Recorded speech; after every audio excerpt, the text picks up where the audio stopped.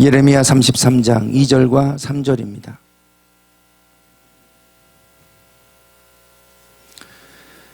(2절과 3절) 1106페이지 구약성경 예레미야 33장 2절과 3절 말씀입니다. 우리 함께 읽겠습니다. 이를 행하시는 여호와, 그것을 만들며 성취하시는 여호와, 그의 이름을 여호와라 하는 이가 이와 같이 이르시도다. 너는 내게 부르짖으라. 내가 내게 응답하겠고 내가 알지 못하는 크고 은밀한 일을 내게 보이리라. 아멘. 지난 수요일에 검찰청 신회 예배가 있었습니다. 한 달에 한 번씩 제가 수요일마다 가서 예배를 인도하고 있습니다. 저희 이번 달 주제가 기도와 관련된 것이어서 기도에 대해서 설교를 하고 했습니다. 말씀을 듣고 또 도전이 되거나 은혜를 받으면 식사하면서 그 들은 말씀 가지고 이런저런 이야기들을 서로 함께 나눕니다. 식사하는데 구내식당에서 같이 이제 예배를 마치고 같이 식사하면서 교제를 나누고 하는데 그 한 여검사가 조심스럽게 저에게 질문을 한 것이 있었습니다. 목사님, 정말 이런 질문을 해도 되는지 모르겠습니다. 그러면서 질문을 해요. 기도를 하긴 해야겠는데 본인들은 직업 특성상 2년마다 한 번씩, 2년에 한 번씩 이렇게 직장을, 근무지를 옮겨 다니는데 자신의 아이들은 이제 쌍둥이고 초등학교 5학년이고 집이 서울에 있고, 그래서 지금 이렇게 주말 부부를 하고 있고, 그래서 근무지가 어디로 갈지 늘 그것이 2년마다 계속해서 어디로 이 근무지가 발령이 날지 모르기 때문에 항상 이 부분이 늘 신경 쓰이는데, 근무지를 위해서 근무지 이동과 관련된 부분들을 기도해도 되는 것입니까? 그리고 또 하나는 이분이 대전지검에서 기획검사를 맡고 있는 분입니다. 그 대전지검장 바로 옆에서 중요한 일들을, 일정들을 다 결정하고 하는 이제 그러한 보직이죠. 어떻게 보면 실세 역할을 하시는 여자 검사님이세요. 미국에서 자라고 미국에서 생활하고 하면서 이제 공부를 하고 한국에 오셔서 검사를 하고 계신 분인데, 이분이 이제 자기의 승진 때가 됐는지 승진을 위해서도 기도해도 되는 겁니까? 참 질문하기 참 창피한 질문이긴 한데 그런 거 가지고 기도해도 되는 거냐고 이렇게 이제 물었어요. 제가 그 질문을 들으면서 저는 당연히 목사니까 목사로서 생각하는 거하고 저분들이 생각하는 생각하고는 좀 많이 다르구나. 저분들이 기도할 때 이런 거 가지고 기도해도 되나?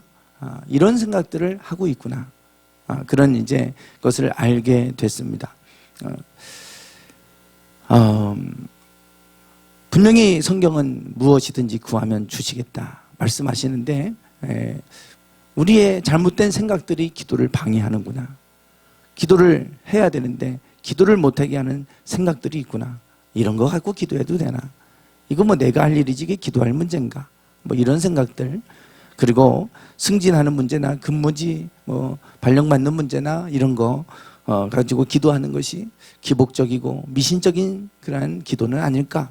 이러한 고민들인 거죠. 예전에 우리 조상들은 비가 오지 않으면, 비가 오지 않아서 기근이 오거나 저러면 기우제를 드렸어요. 비를 내려달라고 제사를 드리고 그리고 기도를 했습니다. 예전에는 저렇게 했죠. 근데 지금은 비가 오지 않는다고 기도하면 이상한 사람처럼 취급을 받을 겁니다.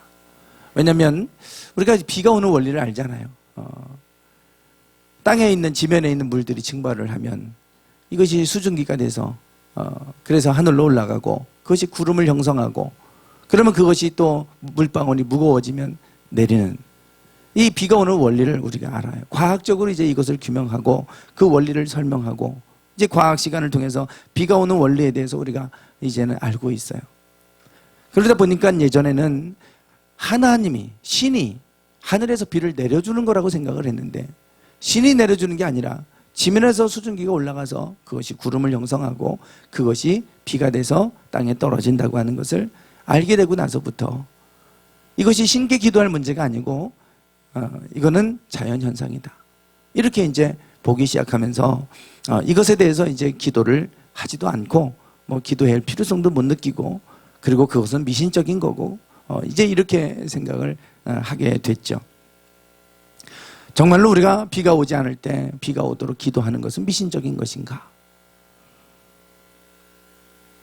우리가 이것이 과학적으로 저렇게 비가 오는 원리를 알았다고 해서 비가 오도록 기도하는 것은 미신적인 것인가?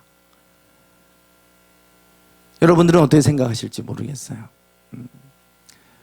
경식이가 일본의 니가타에서 생활하면서 다 만족스러워하고 다 좋아해요. 그런데 가장 힘들어하는 게 날씨라는 거예요. 날씨. 그 해안가 쪽에 있는 도시이기 때문에 날씨가 변덕이 심하다는 거예요. 날이 맑다가도 갑자기 막 비가 쏟아지고, 그리고 또 날씨가 맑고,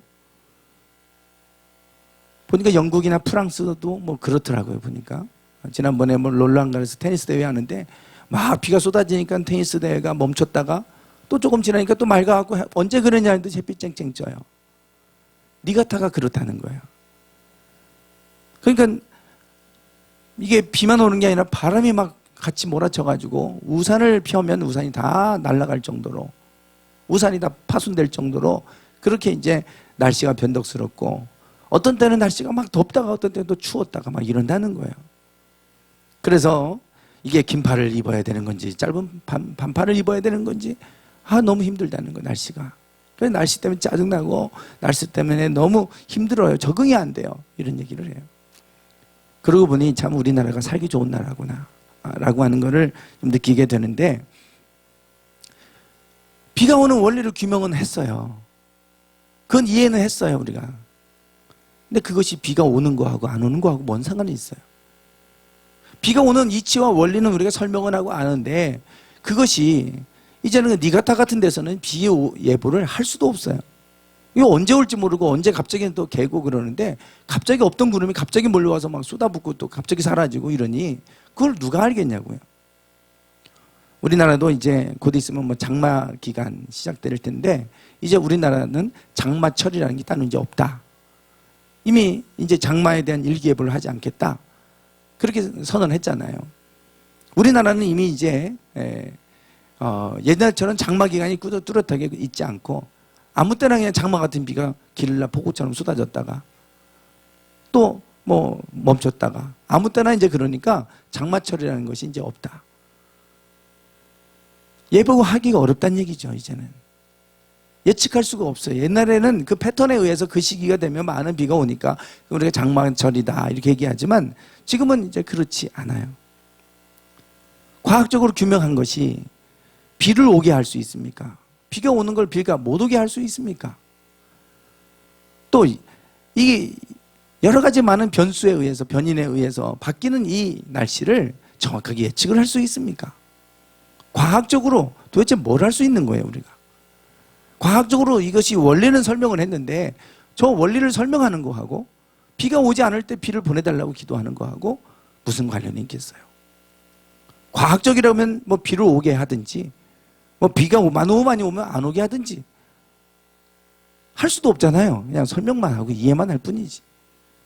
생각해 보니까 우리가 과학적이라고 하는 것 때문에 너무나 많은 영적인 것들을 잃어버리고 있는 거예요. 기도가 그런 거예요. 보니까 기복적이다, 미신적이다 그렇긴 하는데, 이게 과학적이지 않으면 당연히 미신적인 거고 기복적인 신앙으로 생각을 하고 그러지만, 생각해 보면 사실 과학적이라는 것이 그렇게 우리의 삶에 있어서 많은 부분을 우리 문명을 발달시키긴 했지만 할 수 없는 게 너무 많은 거예요. 어제 새벽에 축구를 결승전이라 보셨습니까? 저도 보다가 끝부분에 이렇게 또 한 골 먹으면 승질 나가지고 그냥 자버렸어요. 물론 얼마 안 남겨고 잤지만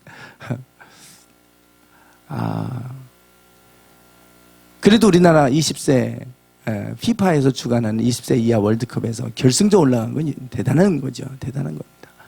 그래서 이렇게 저렇게 막 각 지역 안에서 응원전을 펼쳤어요. 거리 응원, 뭐 여기저기서 막 모여서 같이 응원을 했어요. 한번 생각해 보세요. 저건 과학적인 건가요? 아니, 어디서 응원하는지 그 선수들이 어떻게 알아요? 그 경기장에 들어가서 응원을 하면 영향을 끼칠 수 있어요. 그런데 이 밖에서 우리가 응원하는 것이 그 선수들이 뛰는데 무슨 의미가 있습니까? 응원하는 게 무슨 의미가 있겠어요? 저건 뭐 과학적이어서 저렇게 모여서 이렇게 합니까? 물론 저 자체가 재미있고 또 그 안에 열기가 좋아서 그냥 갈 수도 있지만 집에서 그냥 편하게 TV 보고 있으면 되지 뭘 가서 저렇게 응원한다고 응원한다고 응원해봐야 그게 뭐 전달되는 것도 아니고 저거야말로 미신적인 거 아닙니까? 그렇게 생각하면 아무 의미도 없이 그냥 모여서 밖에서 응원한다고 우리가 참 많은 부분에 대해서 이거는 기복적인 신앙이니까 기도할 문제가 아니다 이런 생각하고 미신적이어서 이거 기도해도 되는 건가?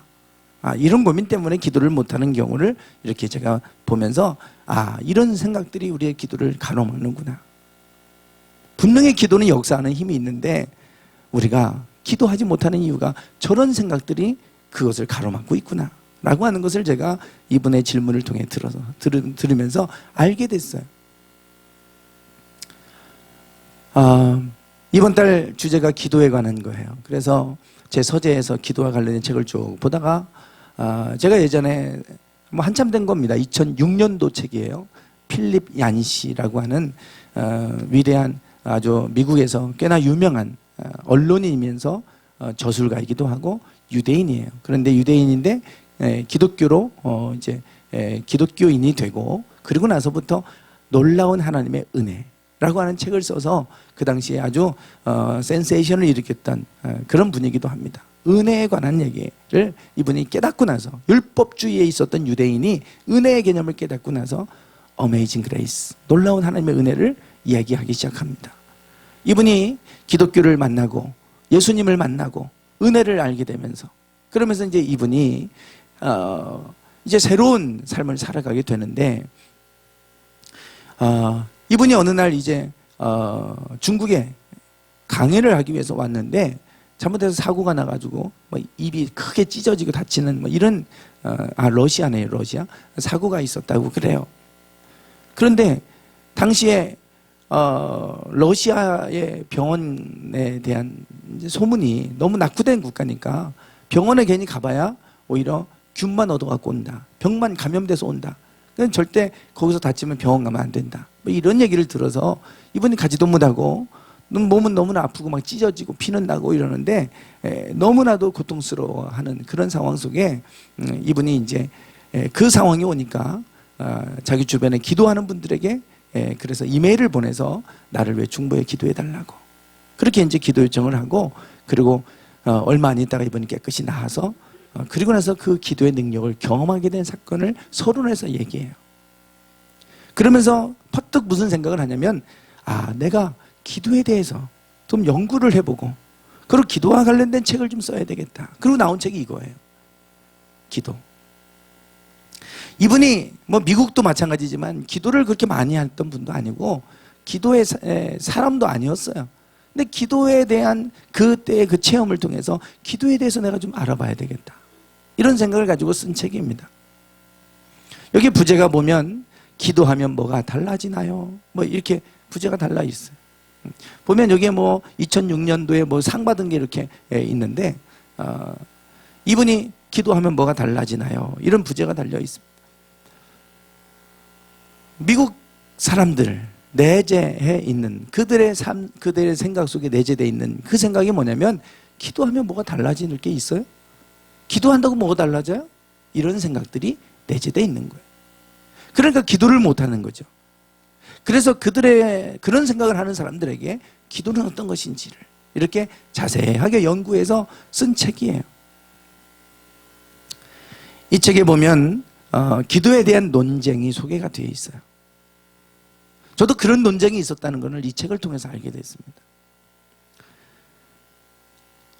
초대교회의 교부이자, 교부라 그러면 12사도들 바로 뒤에 세워진 지도자들이 우리가 교부다 이렇게 얘기하는데, 교회의 아버지 뭐 이런 뜻이죠. 교부, 어른 이런 뜻입니다.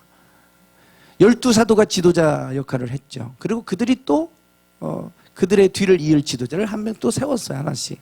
그들을 우리가 교부다 이렇게 불렀어요. 사도 밑에 있는 교부들. 이제 그 교부 중에 한 사람이 오리겐이란 분입니다. 오리겐. 이분은 위대한 교부이자 또 신학자이기도 했고 설교가이기도 했어요. 이분의 신앙의 출발점은 뭐였냐면, 하나님은 전지전능하시고 그 하나님은 모든 것을 주관하시는 분이다. 모든 것은 하나님에 의해서 결정되고 모든 만물을 통치하시고 주관하시는 분은 하나님이시다. 여기서부터 시작이 돼요. 그러다 보니까 이분에게 이제 딜레마에 빠지게 돼요. 무슨 딜레마냐면, 하나님이 모든 것을 결정하시고 모든 것이 다 하나님에 의해 결정된다면, 주관하시는 분이 하나님이시라면 우리는 뭐하러 기도를 해야 되는 건가? 기도한다고 해서 바뀌는 게 하나도 없다면, 하나님의 뜻에 결정되어지는 대로 세상이 흘러가고 있다면 우리가 기도할 이유가 무엇인가? 이런 이제 고민을 하게 되는 거예요. 인간이 할 수 있는 게 없는 거예요. 모든 것이 다 하나님에 의해 결정되는 것이라면 우리가 할 수 있는 게 뭐가 있을까? 기도한다고 뭐가 달라지나? 이런 생각을 하게 됩니다. 여기서부터 기도의 논쟁이 시작되고 있더라고요. 그래서 이분의 생각은 뭐였냐면, 성경은 분명히 기도하라고 하는데 기도한다고 바뀔 것이 아니라면 그럼 왜 기도해야 되나? 이 질문에 답을 해야 되는데, 이분의 답은 이렇습니다. 기도는 하나님을 바꾸는 게 아니라 기도는 내가 바뀌는 거다. 그래서 기도를 통해서 하나님을 바뀌는 것이 아니고, 기도하면 내가 바뀐다. 기도는 내가 바뀌는 것이다. 이렇게 이제 그분은 결론을 내렸어요. 그런데 성경에 보면 요엘 2장 13절에 보면, 너희는 옷을 찢지 말고 마음을 찢고 너희 하나님 여호와께로 돌아올지어다.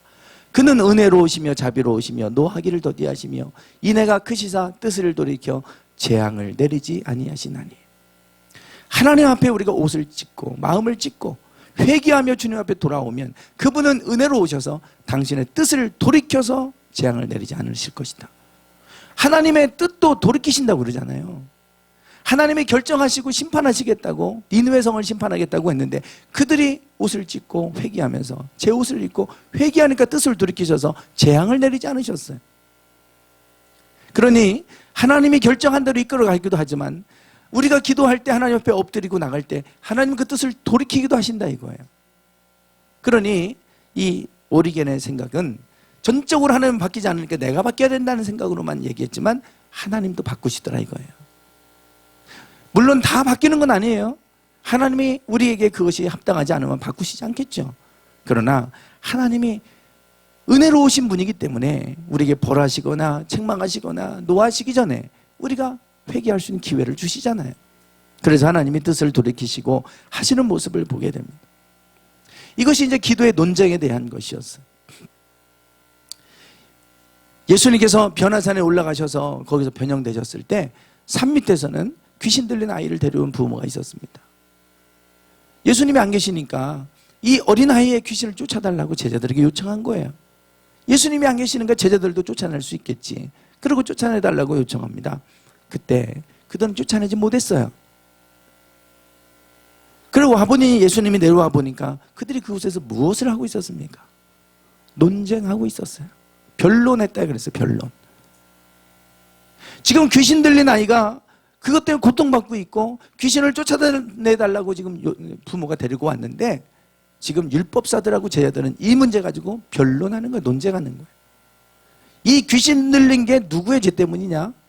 이게 어린아이 때부터 그랬다면 이게 부모의 죄 때문이냐 아니면 그 어린아이 죄 때문에 귀신 들린 거냐? 이런 거 갖고 논쟁하고 있는 거예요. 여러분 그 논쟁에 무슨 의미가 있습니까? 그 귀신 들림이 부모로부터 왔는지 애로부터 애의 죄 때문에 온 건지 이거 갖고 논쟁하는 게 무슨 의미가 있어요? 귀신 쫓아내면 끝이잖아요. 지금 쫓아내달라고 데려왔는데 쫓아내지 주지는 않고 쫓아낼 수 없으니까 그거 갖고 논쟁하는 거예요. 쫓아내지 못하니까. 쫓아낼 수 있으면 그냥 쫓아내주면 끝나요. 못하니까 이게 누구 죄 때문이냐 뭐 이런 거 갖고 논쟁하고 있고 이러는 거예요. 왜 기도 가지고 논쟁을 할까요? 여러분이 만약에 암 판정을 받아서 여러분 이제 얼마 못 산다고 해보세요. 뭐 암 말기는 고사하고 암이 발견됐다, 초기라도 발견됐다 그러면 벌써 우리는 버들버들 떨기 시작합니다. 좀 더 심각하면 여러분 어떻게 되는 줄 아세요? 뭐 심각하지 않아도 돼요. 그냥 암이 나왔다 그러면 벌써 비상이 걸립니다. 제가 지난번에도 한번 말씀을 드렸던 것 같은데, 필리핀에 나가 있던 제 친구 목사가 한국에 와서 그냥 건강검진 받으러 왔다가 갑상선 암이 발견됐어요. 그러니까 동기들한테 다 기도해달라고 다 문자를 다 보냈어요. 내가 수술 날짜 언제니까 좀 기도해달라고.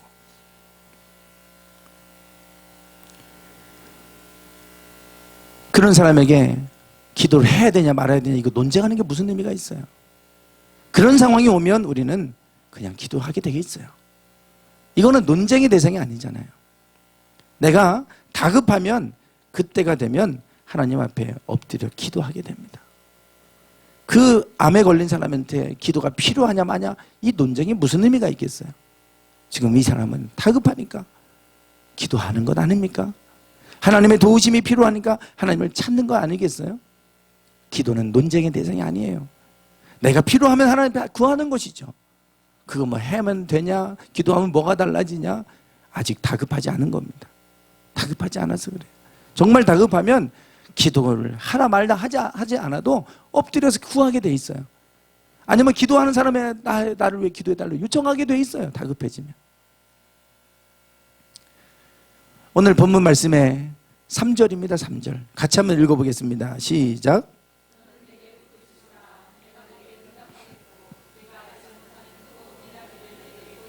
아멘. 여기 보시면 너는 내게 부르짖으라 그랬어요. 성경은 우리에게 기도하라고 말씀해요. 부르짖으라는 것은 하나님을 큰 소리로 하나님을 찾으라 이거예요. 하나님을 부르는 거예요. 부르는 거. 하나님 하고 부르는 거예요. 그러면 내가 너에게 응답하겠다 그랬어요. 성경에서 우리에게 기도하라고 하나님을 찾으라고 하는 말씀이 얼마나 많은지 몰라요. 하나님이 기도하라고 하니까 우리가 필요할 때 하나님의 도움이 필요할 때 하나님께 도움을 구하면 하나님이 거기에 대해서 응답하시겠다고 말씀하고 계세요. 그러면 그냥 기도하면 되는 거죠. 우리가 뭐 이걸 기도해, 이거는 기도할 문제인가? 이건 기도하지 말아야 될 건가? 이런 게 어디 있겠어요? 필요하면 요청하는 겁니다. 기도는 도움을 요청하는 거예요. 하나님을 간절하게 찾고 부르짖으면 내가 너에게 응답하겠다 이거예요. 거기에 대해서 하나님이 반드시 답을 주시겠다는 거예요. 근데 어떻게 답을 주시냐면 우리가 알지 못하는 크고 은밀한 일을 너에게 보여주겠다. 우리가 보지 못하는 것을 보게 하시겠다 그랬어요. 여러분 우리가 알지도 못하고 보지도 못하는 크고 은밀한 것을 내가 너에게 보여주겠다. 우리가 문제가 되는 이유는 답을 모르기 때문에 문제가 되는 거 아닙니까? 답을 알고 나면 문제는 더 이상 문제가 될 수가 없어요. 답을 모르니까 문제지 답을 알면 문제가 되지 않습니다. 어떤 상황에 직면했을 때 여기에 대한 해결책을 못 찾고 내가 무엇을 해야 될지 모르니까 그게 문제가 되는 거지. 그거 알고 나면 뭐 그게 문제입니까? 아무것도 아니죠. 아무리 어려워 보이는 문제라도 답을 알고 나면 아무것도 아니에요. 그런데 우리가 공부해 보셔서 알겠지만 문제를 이렇게 수학 문제나 이런 거 풀어보면 아무리 해도 안 돼요. 제가 고등학교 때 모의고사 끝나면 끝까지 남아서 틀린 거 제가 점검했어요. 학교에서. 애들 다 가죠. 끝나면 뭐 오후 5시 이렇게 끝나니까. 끝나고 가요. 일찍 끝나면. 끝까지 남아서 저는 그 문제를 다 해결하고 갔는데 그런데 이게 처음부터 답을 보면 실력이 안 늘잖아요. 풀어보는 데가 다 풀어보는 거예요. 이렇게 돼보고 저렇게 돼보고 저렇게 다 해봐요. 안 돼요. 1시간, 2시간 씨름해도 한 문제 갖고 씨름해도 안 풀려요. 그러면 이제 뭐 답을 보잖아요. 답을. 우리가 문제집에 보면 뒤에 답이 있잖아요. 그럼 답을 보죠. 그럼 너무 쉬운 거예요. 야, 이렇게 쉬운 걸 내가 왜 못 풀었지? 답을 알고 나면 너무 쉬운데 이게 모를 때는 1시간, 2시간 씨름해도 안 나와요. 답을 보고 야, 이게 너무 쉽다. 이게 뭘 문제야 이게? 근데 답이 안 보이면 그렇게 안 풀리는 거예요. 하나님이 뭐라고 말씀하냐면 우리가 기도하고 하나님을 찾으면 응답해 주신대요. 그런데 우리가 알지 못하는 크고 은밀한 일들을 내가 너에게 보여주겠다. 우리가 보지 못하는 것들을 보게 하시고 알지 못하는 걸 알게 하신다는 거예요. 그러면 우리가 답을 알게 되는 거예요. 환경이 바뀌지 않아도 하나님이 이것을 통해 나에게 뭔가 가르치시고자 하는 바가 확 깨달아지면 그 문제는 더 이상 문제가 되지 않습니다. 그리고 이 문제에 대해서 내가 무엇을 해야 되는지를 알게 하시면 그러면 그 문제는 더 이상 문제가 되지 않아요. 우리 힘으로 아무리 1시간, 2시간 씨름해도 안 되는 게 답을 보면 순식간이에요. 순식간. 하나님 앞에 기도하고 하나님 이것만 깨닫게 해주시면 이거 아무것도 아닌 거예요. 그래서 우리에게 부르짖어 기도하라 그랬어요. 하나님 앞에 찾으면 우리가 못 보던 거 하나님 보게 하실 줄 믿습니다. 2절에 보시면 한번 읽어보실까요? 시작.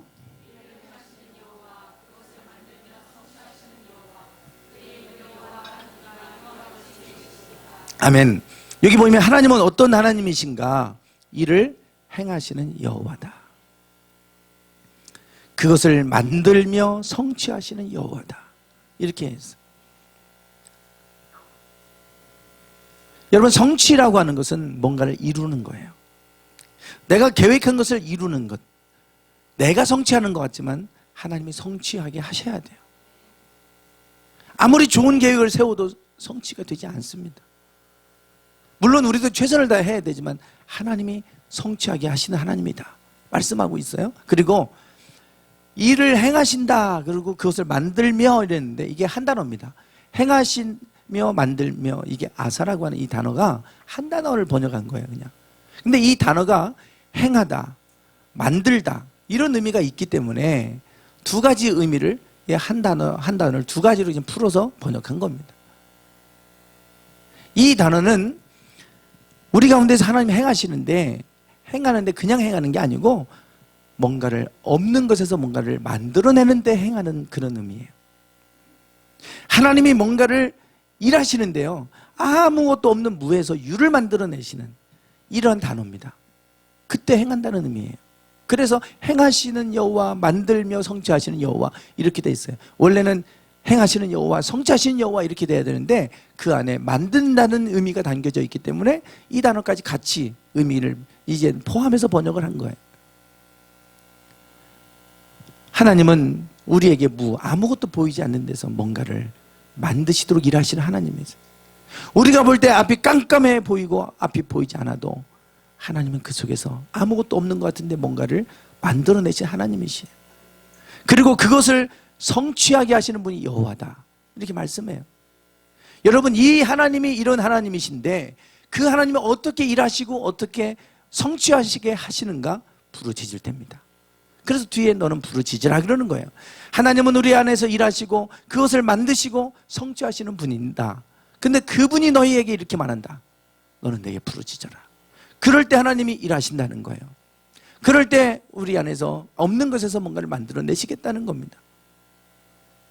우리가 부르짖고 하나님을 간절히 찾으면 반드시 하나님은 응답하실 것이고 내가 알지 못하는 크고 은밀한 일을 너에게 보여줄 것이다. 이것이 기도에 대한 원리를 우리에게 가르쳐 줍니다. 서론에서 제가 그 여자 검사가 질문한 것을 제가 말씀을 드렸죠.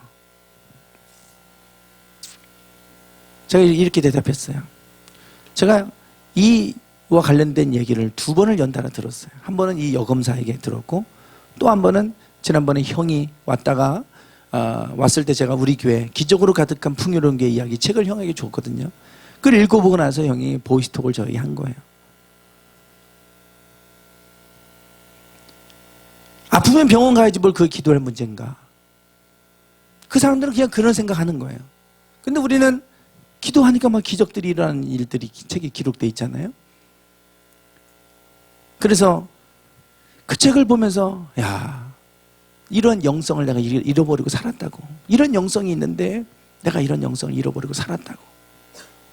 그러면서 얘기를 하는 거예요. 뭐 미국 사람들은 그런 거 가지고 아프면 아프고 죽으면 죽는 거지 그거 갖고 살려달라고 또 하나님 낫게 해달라고 기도하지 않는 거예요. 기도가 없어요. 그들의 삶 가운데. 형이 미국에서 20년 가까이 살다 보니까 그 영성을 잃어버렸다 이거예요. 잃어버리고 살았다고. 그랬는데 이 여검사가 또 그런 질문하는데 이런 거 갖고 기도해도 돼요. 제가 그래서 얘기를 했죠. 검사님께서 그런 거에 대해서 기도하지 않으면 그러면 아무 일도 일어나지 않을 겁니다. 그냥 발령 받는 대로 가시면 되고, 그리고 승진이 능력에 따라서 승진되고 되면 되는 거고 안 되면 안 되는 거고, 그냥 인간의 세상 안에서 일어난 일대로 그냥 그대로 그냥 살아가시게 될 겁니다. 그러나 일단 그 문제를 가지고 기도하면 하나님이 들어주시든 들어주시지 않더라도 일단 그 문제를 가지고 기도하면 거기서 하나님의 뜻을 우리에게 가르쳐 주셔서, 내가 이걸 위해 기도했는데 A를 놓고 기도했는데 내가 기도하다 보니까 B를 기도하게 하시는 그런 경우도 많이 있다. 기도하다 보면 하나님이 우리 기도의 방향을 바꾸시기도 하고, 기도하다 보면 지혜를 주시기도 하고, 여러 가지 방법을 하나님 일하신다. 기도하지 않으면 아무 하나님과의 관계는 없지만 기도하면 하나님은 그 기도 속에 일하기 시작하신다고. 그러니까 그게 기복적이나 뭐나 이 생각하지 말고 기도가 필요하다면 무조건 하십시오. 그러면 그 기도가 그것에부터 시작될지라도 다른 쪽으로 옮겨가더라도 하나님이 일하신다. 그러나 그것도 기도하지 않은 기복적인 신앙이라고 기도하지 않으면 아무 일도 일어나지 않을 겁니다. 그랬더니 이 여검사님이 그래요. 무조건 기도해야 되겠네요, 목사님. 감사합니다. 알겠습니다. 기도할게요. 그러고 이제 그게 풀어졌나 봐요. 기도하고 싶은데 이런 걸 기도해야 되나? 이런 게 갈등이 있었나 봐요. 마지막으로 이제 말씀을 마무리하겠습니다. 빌립보서 4장 6절과 7절, 기도에 관한 아주 중요한 말씀을 하고 있죠. 같이 한번 읽어보겠습니다. 시작.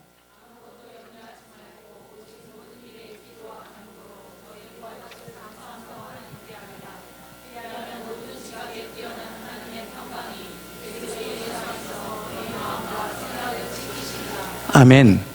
아무것도 뭐 하지 말라고요? 염려하지 말래요. 그리고 뭐 하라는 겁니까? 기도와 간구로 구할 것을 감사함으로 하나님께 아뢰라 그랬어. 여기에 염려하지 말고 기도하라 이거예요. 우리가 왜 염려합니까? 내가 할 수 있는 일이면 염려하지 않습니다. 내가 할 수 없는 일이 다가오니 우리가 만나니까 염려하는 거 아니겠어요? 그러면 생각해 보세요. 내가 할 수 없는 일을 만나면 염려가 와요. 내가 할 수 있는 일이 오면 뭘 염려합니까? 내가 할 수 없는 일을 만나면 염려하는 거예요. 내가 할 수 없는 일이 오니까 염려가 되는 건데, 그럼 염려한다고 해결됩니까? 내가 할 수 없는 일이잖아요. 그럼 못하는 거죠. 그러니까 내가 할 수 없는 일이니까 뭐 해야 됩니까? 기도하는 거예요. 하나님께 도와달라고. 그러니까 여러분, 염려거리가 나오면 이거는 염려할 문제가 아니고 뭐 할 문제예요? 기도할 문제예요. 근데 많은 사람들이 염려가 딱 오면 그냥 염려하고 말아요, 그냥. 근데 염려한다고 너의 길을 한 자나 더 할 수 있겠느냐? 예수님 그러시잖아요. 내가 할 수 없는 문제니까 염려가 되는 건데, 그 염려한다고 뭐가 되겠어요? 내가 할 수 없는 문제를. 그러니 할 수 없는 문제, 염려거리가 생겼다, 이거는 내가 할 수 없는 문제에 부딪혔구나. 그러면 그때는 하나님께 도움을 요청해야지 않아요. 그래서 염려할 거리가 생기면 기도할 때다, 이렇게 생각하시면 돼요. 내가 할 수 없는 일을 만나니까 염려가 오는 거잖아요. 염려하지 마시고 기도하기를 원합니다.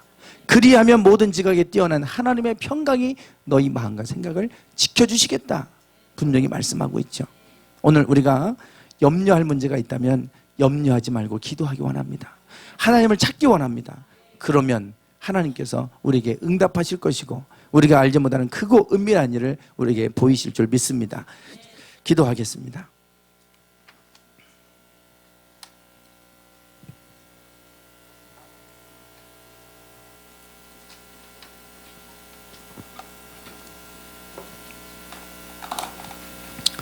하나님, 우리 안에는 많은 염려할 것들이 있습니다. 우리가 할 수 없는 염려가 찾아옵니다. 염려가 찾아온다고 염려하지 않게 하시고 기도하게 해 주시옵소서. 염려할 것이 찾아오게 되면 그때가 기도할 때임을 알게 하시고 엎드릴 줄 알게 하시고 하나님 부르짖으며 찾을 수 있게 하옵소서. 그리하시면 하나님 반드시 응답하시겠다고 말씀하고 계십니다. 구하라 그리하면 우리에게 주신다고 말씀하셨습니다. 우리가 주님 앞에 염려하지 않고 아뢰면, 그리하면 모든 지각에 뛰어난 하나님의 평강이 우리의 마음과 생각을 지키시겠다고 말씀합니다. 구하라 그러면이라고 말씀하고 계신데 반드시 하나님은 우리에게 응답하시는 분임을 믿고 기도하며 나아가는 저희들의 삶이 되게 해 주시옵소서. 예수님의 이름으로 기도드리옵나이다. 아멘. 찬양 드리겠습니다. 우리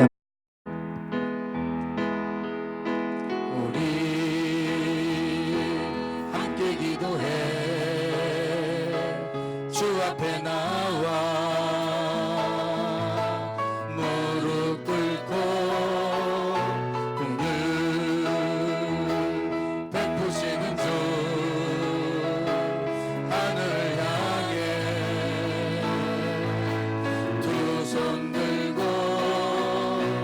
하늘 문이 열리고 은혜의 빗줄기 이 땅 가득 내리도록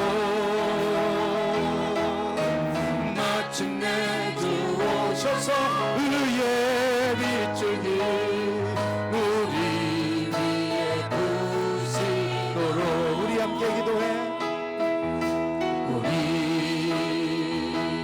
함께 기도해 주 앞에 나와 무릎 꿇고 긍휼 베푸시는 주 하늘을 향해 두 손 들고 하늘 문이 열리고 은혜의 빗줄기 이 땅 가득 내리도록 마침내 주 오셔서 의의 빗줄기 우리 위에 부시도록 하늘 문이 열리고 하늘 문이 열리고 은혜의 빗줄기 이 땅 가득 내리도록 마침내 주 오셔서 의의 빗줄기 우리 위에 부시도록 하늘 문이 열리고 하늘 문이 열리고 은혜의 빗줄기 이 땅 가득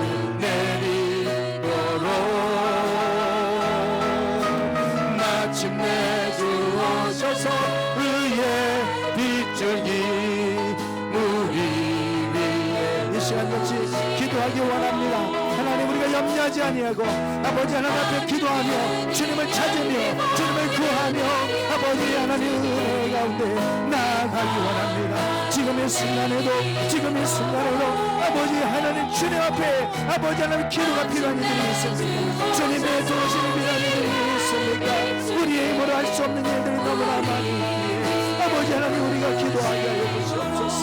아버지 하나님 주여 아버지 우리가 늘 부족함을 느낄 때 우리가 부족함을 느낀다면 하나님을 찾게 하시고 하나님 앞에 나아가게 하옵소서. 염려할 것들이 있다면 아버지 염려할 것들이 있다면 그때가 기도해야 될 때임을 알게 하여 주시고 아버지 하나님 앞에 엎드려 기도할 수 있도록 인도해 주시옵소서. 아버지 하나님 아버지 우리가 입을 열어 기도하는 삶을 살아가기 원합니다. 주님 우리에게 기도의 편찬을 주셨습니다. 우리에게 기도의 특권을 주셨습니다. 기도가 의무가 되지 않게 하시고 우리에게 주시는 특권임을 알게 해주셨습니다. 이 특권을 가지고 하나님 사용하게 하시옵소서. 이 기도를 통해 하나님의 권세와 능력을 경험하며 살아가게 하시옵소서. 아버지 주님